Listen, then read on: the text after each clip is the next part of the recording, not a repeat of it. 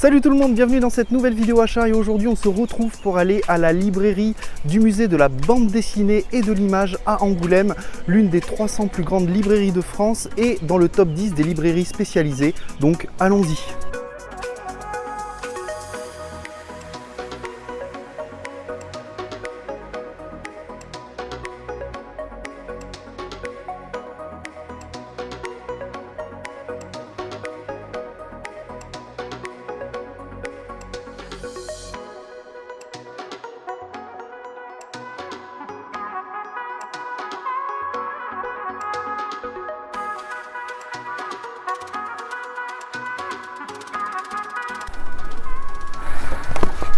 Ça me ramène à mes premiers amours de bande dessinée franco-belge. Ça me donne trop envie.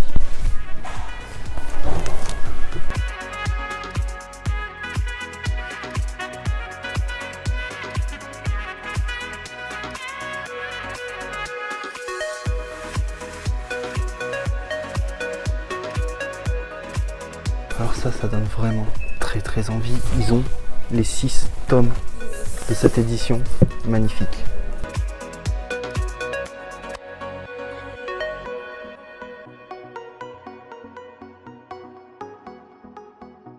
Je vous conseille vraiment cette série en animé qui est sur Netflix, qui est excellente, avec des combats entre les dieux et les humains. Très bon. Oh, les Shiruran de chez Mangetsu, ça donne vraiment envie. Hein.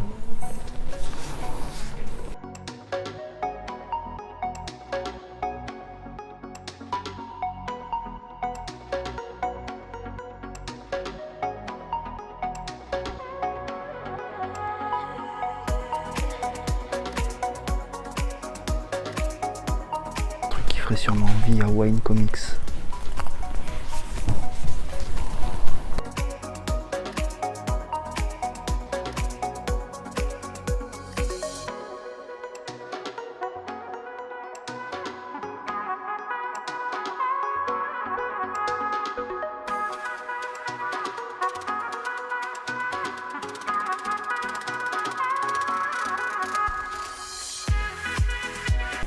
Vais-je succomber?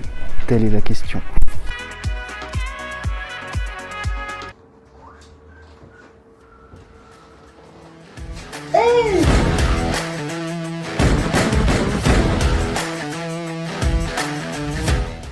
Salut tout le monde, j'espère que vous allez bien, bienvenue dans cette nouvelle vidéo achat du mois de juillet et j'espère que cette petite balade dans la librairie du musée et de l'image à Angoulême vous a plu. En tout cas, j'ai trouvé la librairie super cool et merci à eux de m'avoir laissé filmer à l'intérieur. N'hésitez pas à me dire en commentaire si cette petite balade vous a plu, tout simplement parce que j'aimerais bien en faire d'autres, notamment vous emmener à Mille Sabords à La Rochelle, une librairie qui est très importante pour moi puisque c'est dans celle-ci que j'ai fait mes premiers achats manga et comics à l'époque en tant qu'adolescent. Donc je ne vous donne pas de date, je ne sais pas quand est-ce que ça se fera, tout simplement puisque si vous avez vu ma vidéo Free Talk, je vais être papa, j'attends l'arrivée de mon fils, donc ce ne sera pas tout de suite. Mais n'hésitez pas à m'en faire un retour. Et on commence tout de suite avec le premier achat de cette vidéo, qui n'est autre que le tome 1 du monde de Flashpoint, qui va développer tout ce que l'on voit déjà dans ce tome, Flashpoint. Et je vous l'ai déjà dit, mais Flashpoint, c'est sûrement l'un des meilleurs points d'entrée pour les nouveaux lecteurs chez Urban, et sûrement ce qui se fait de mieux, je pense, en termes de terres parallèles, surtout après avoir lu Batman Metal et le Joker Kiri notamment. Cependant, je n'ai pas lu Multiversity, etc., donc je ne pourrais pas vous en dire plus. En tout cas, Flashpoint, si vous souhaitez vous plonger dans les comics, je vous le conseille très fortement. Et le monde de Flashpoint, tome 1, donc, eh bien, va développer dans 4 histoires. Une histoire dédiée au Batman qui n'est autre que le père de Bruce Wayne, Thomas Wayne notamment. Une deuxième histoire qui va développer Dick Grayson. La troisième histoire qui va développer, il me semble, Deathstroke. Et la quatrième histoire qui va développer, je crois, les Seven Secrets, il me semble. Donc c'est du Geoff Johns, j'adore Geoff Johns, honnêtement, j'avais adoré son Flashpoint. J'avais commencé à lire un peu les Geoff Johns présente Green Lantern, il faut que je me les procure parce que c'est juste génial. Au dessin, c'est Brian Azzarello, que l'on connaît, je vous en ai déjà parlé. Perso, j'adore ses dessins, je trouve ça magnifique. Dans ce tome, il y a l'une des meilleures histoires du Batman du monde de Flashpoint, qui n'est autre que Batman Knight of Vengeance, que vous avez pu lire en VF, notamment dans Batman Cité Brisée, il me semble.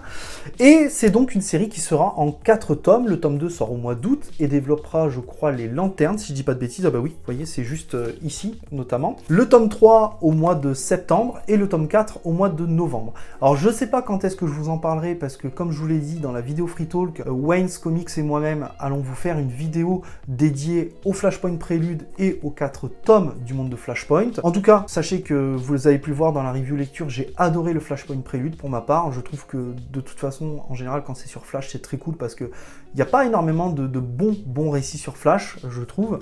Donc, vraiment très cool, vraiment très content de posséder ce tome et on vous en reparlera très prochainement. On continue tout de suite avec le deuxième achat qui n'est autre que Die, tome 3 chez Panini Comics, qui est la fin, la conclusion de Die. Au scénario, Kieron Gillen et au dessin, Stephanie Hans. Et petite info, du coup, j'ai pu contacter Madame Stephanie Hans qui m'a répondu et qui sera l'une de mes invitées pour les prochaines interviews, qui nous parlera notamment de la place de l'illustration dans les comics, et j'ai très hâte, parce que j'adore la patte de Stephanie Hans, et encore plus dans Die. Je vous en avais parlé dans la review du mois de janvier, mais les dessins sont fabuleux, j'adore ce qu'elle fait, et Die, en fait, c'est un comics qui vous parle de 6 adolescents, qui vont jouer à un jeu de rôle, un peu style Jumanji, en fin de compte, et qui vont plonger dans ce monde, et qui vont revenir des années plus tard, je ne sais plus combien de temps après, mais au moins une trentaine d'années plus tard, et l'un d'eux va revenir sans bras, et l'autre ne reviendra pas. Et on va découvrir en fait ce qui va se passer dans le tome 1 et dans le tome 2, et on va avoir des thématiques qui vont être abordées, comme notamment la place de l'adulte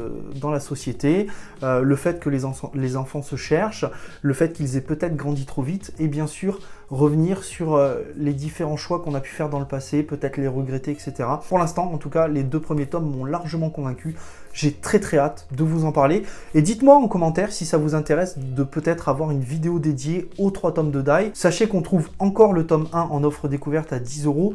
Le tome 2 et le tome 3 sont à 20 €. C'est pas si cher que ça, c'est une série super courte. En tout cas, pour les 2 premiers tomes, je vous le conseille largement. Et on continue tout de suite avec le 3e achat, qui n'est autre que les tomes 7 des Tortues Ninja.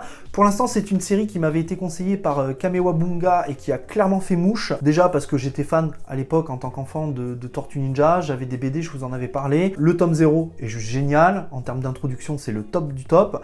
L'histoire secrète du clan Foot, j'ai adoré, ça revient sur les origines de Splinter et de Shredder. Le tome 1 est un peu moins bon, mais pas en termes de scénario, mais plutôt en termes de dessin, parce que c'était un ancien illustrateur qui était là. Par contre, j'ai vraiment hâte de me plonger dans le tome 2. On le voit ici, tout simplement, que les dessins ont largement évolué, ils ne sont plus pareils que dans le tome 1, il y a juste à jeter un coup d'œil pour le voir. J'ai vraiment hâte de vous en faire un retour. Je me tâte à vous faire ça en vlog lecture plutôt qu'en review sur 6 tomes à chaque fois.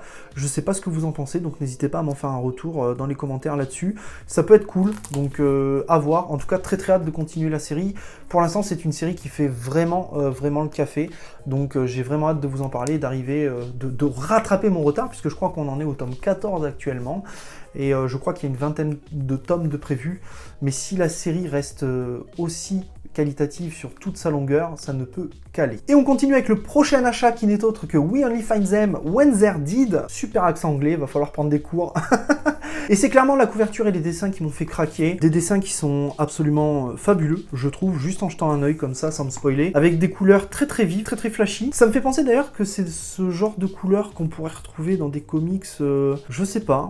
Qu'est-ce qui aurait des couleurs comme ça? Ah oui, j'avais zioté notamment Power Rangers et les Tortues Ninja, le crossover. Et je trouvais que notamment il y avait des couleurs comme ça un peu sur les Power Rangers. Et d'ailleurs, petit aparté, j'aimerais bien avoir votre avis sur ce crossover, sachant que je ne suis pas spécialement fan des Power Rangers, mais comme tout bon gamin des années 80, j'ai vu Bioman, j'ai vu du Sankukai et j'ai vu un petit peu, étant au début de mon adolescence, Power Rangers. Donc n'hésitez pas à me dire si ça vaut le coup. Après, c'est surtout le côté TMNT qui me fait de l'œil. Donc j'ai hâte d'avoir un retour de votre part dans les commentaires. Pour revenir à We Only Find Them When They're Dead, je ne connais ni le scénariste ni le dessinateur, et je vous avoue que tout ce qui est attrait, tout ce qui a un rapport avec l'espace, en général, c'est pas ma tasse de thé, si ce n'est quelques exceptions comme peut-être Alien, District 9 notamment, qui sont d'excellentes œuvres.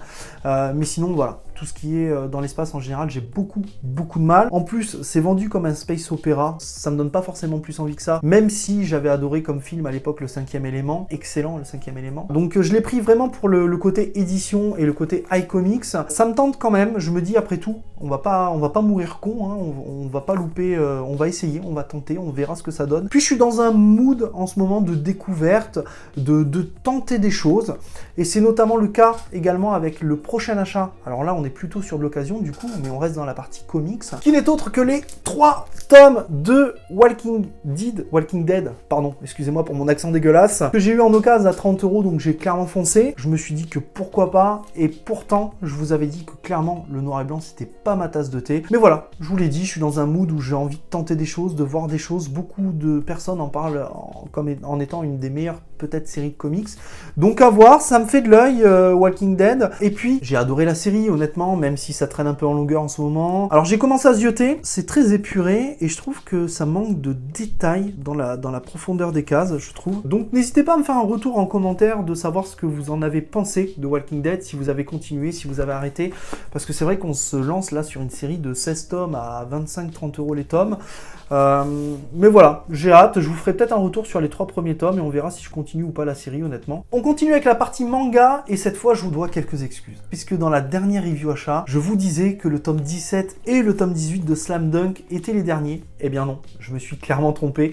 J'avais pas vu sur les plannings de sortie que le tome 19 et le tome 20 sortaient. Et là, on est cette fois sur le dernier tome de la série, le tome 20, c'est marqué en gros en plus. Donc je vais pas revenir sur ce que je vous ai dit, mais grosso modo c'est une série qui me tient très fortement à cœur, que j'ai lu étant plus jeune dans son ancienne édition qui était en 31 tomes je crois. Et la dernière fois pareil, je vous ai dit que c'était une édition double volume, c'est faux. En fait c'est une édition 1,5 volume en fait.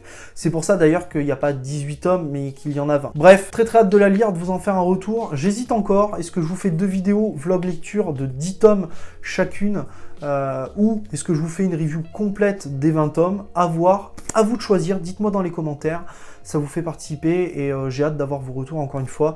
Mais Slam Dunk, normalement, ça devrait être... je devrais faire de bons retours sur cette série. Et on continue avec le dernier achat et peut-être le plus frustrant depuis l'ouverture de cette chaîne YouTube, puisque comme vous le savez, il y a quelques mois, j'avais commencé la série Young GTO. J'avais contacté Pika sur Twitter qui m'avait dit « Pas de soucis, si vous ne les trouvez pas chez votre libraire, ils sont encore en production et encore en commercialisation. » Et c'était vrai, puisque j'avais commandé chez mon libraire les tomes 1 à 8, il me semble, et j'avais pris le tome 15 parce que je m'étais dit, au cas où, on ne sait jamais, la série s'arrête en cours de route, eh bien je ne pourrais pas lire la conclusion de la série. Et c'est un peu ce qui s'est passé en fait, puisque eh bien j'ai dans les mains le tome 9, voilà, le tome 12, 13 et 14 qui sont là, et je n'ai pas le tome 10 et le tome 11, qui ne sont plus produits, qui ne sont plus commercialisés en fait, qui sont en rupture de stock partout, qu'on trouve bien évidemment du côté de l'occasion, mais entre 80 et 150 € le tome, voilà, super.